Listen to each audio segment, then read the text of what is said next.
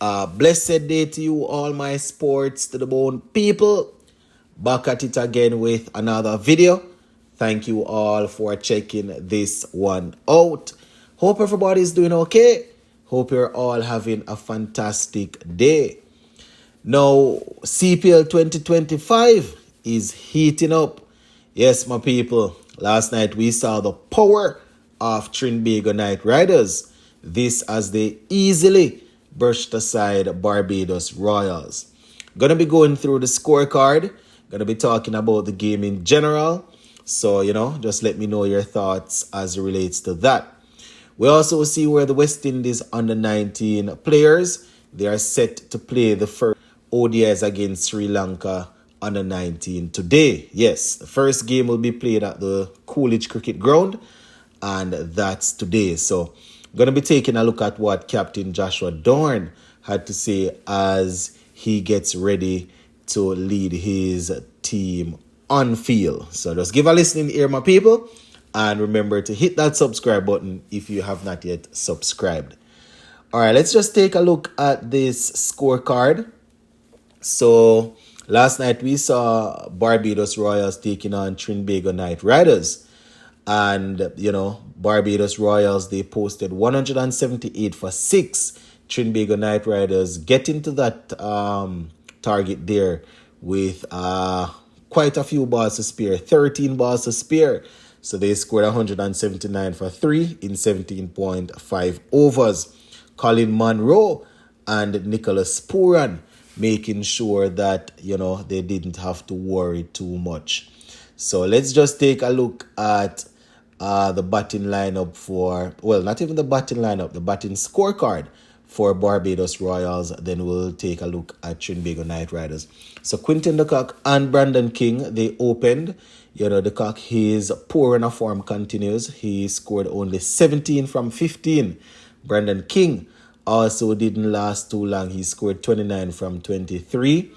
Kadeem Alain, he looked good in the beginning, but once, they came out of the power play and, he started to struggle. He ended up getting 41 from 37, 3 fours and 1 6. Quite a few dot balls, he soaked up there. Sheffield Rutherford, he came in and immediately decided to press the accelerator. He got 45 from 22, 3 fours and 4 sixes. Captain Ravman Powell, he scored 31 from 15, 3 sixes and 2 fours. A very good knock there by the captain in the back end. Unfortunately for the Barbados Royals, he got out in that last over there, which was bowled by Andre Russell. I am thinking to myself that he probably would have been able to squeeze a few more runs, if he didn't get himself out. So, the two Jamaicans going at it and Andre Russell getting him out. So that is how they scored that 178 for 6. Let's just take a look at Trinbago Knight Riders bowling. Akil Hussain bowled 4 overs for 35 runs. Mohamed Amir picked up 2 for 35 from 4. Ali Khan 1 for 42 from 3. Sunil Narayan, very, very stingy as usual. 4 overs, 16 runs. Andre Russell 3 wickets for 37 runs from his 4 overs. And McKenny Clark, he bowled 1 over for 13 runs. So, that's how that went. Now, when it was time for Trinbago Knight Riders to chase Alex Hales and Colin Monroe, they went out there. Alex Hales was removed for 19. But Colin Monroe made sure that there was no panic. Man beat the ball. He was eventually run out by Sheffield Rutherford. He scored 67 of 44 balls with 4 fours and 4 sixes. Right. Prior to him getting out, though, he and Nicholas Puran spent a good bit of time at the wicket. Puran ended up not out on 65 from 40, 6 sixes and 1 4. So that is the partnership there that really and truly made sure that the Trinbago Knight Riders fans weren't too nervous. Kyron Pollard, he got 19 from 9 with 2 fours and 1 6. We saw Kadeem Alain taking a brilliant catch there, but unfortunately for the Barbados team, they didn't score as fast as they would have liked, especially bowling second. You definitely want to get above par. So if they think 180, 185 is par, you want to try and get 195, 200, especially with Trinbago Knight Riders having such a long batting lineup.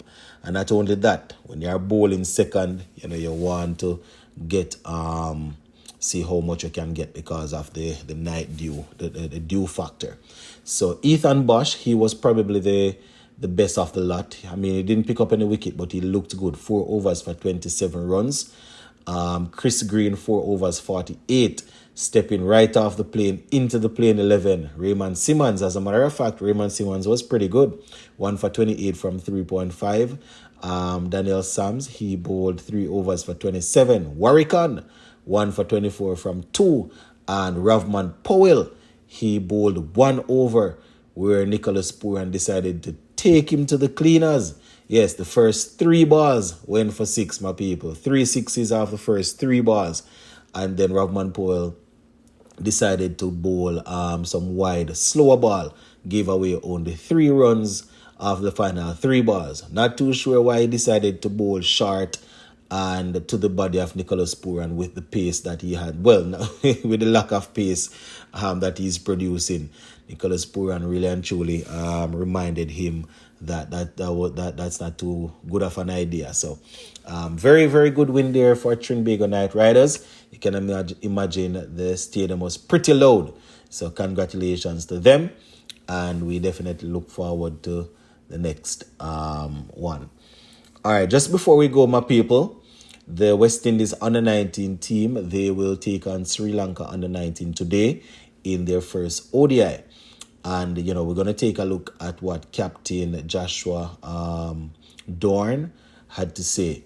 Taking this from the CWI website, it says Captain Joshua Dorn emphasized his side's readiness ahead of the 7-match youth ODI series starting on August 30 in Antigua.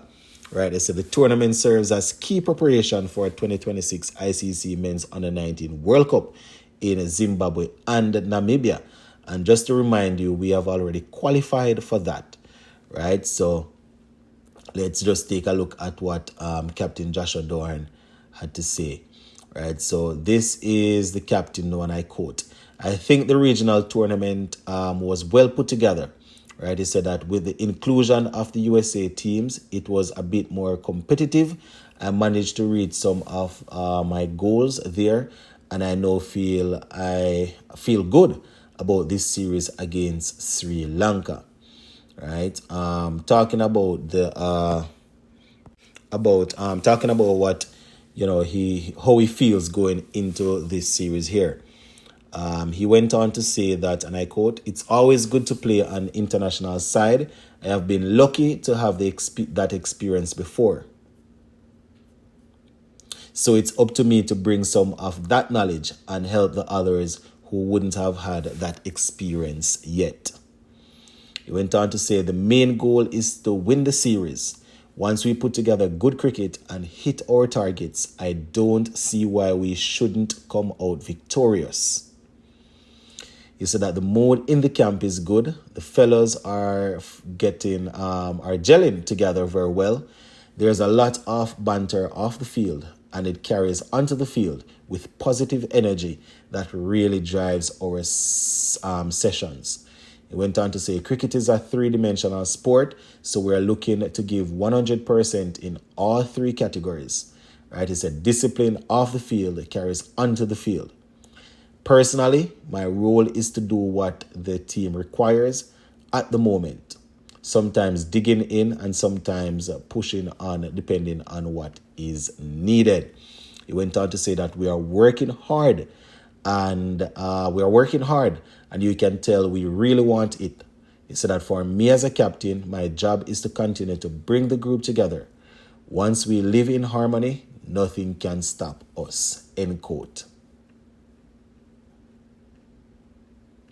Now, just to remind you, the first of 4 ODIs, right, will be played today. Actually starts at 9:30 a.m. Probably by the time you are hearing this, it has already started. You can view the game on the West Indies Cricket YouTube channel. So that is something for you guys there to do. So for let me see what's going on here now. Yes, so I think at the beginning I had said that first of four, but they're actually playing seven ODI games. Yes, so they're actually playing seven. I think this is something that we have we actually covered a few weeks ago. So yeah, they are playing seven, and today is the first of those seven. So yeah, big up on yourself, my people, and we'll touch base again. Bless.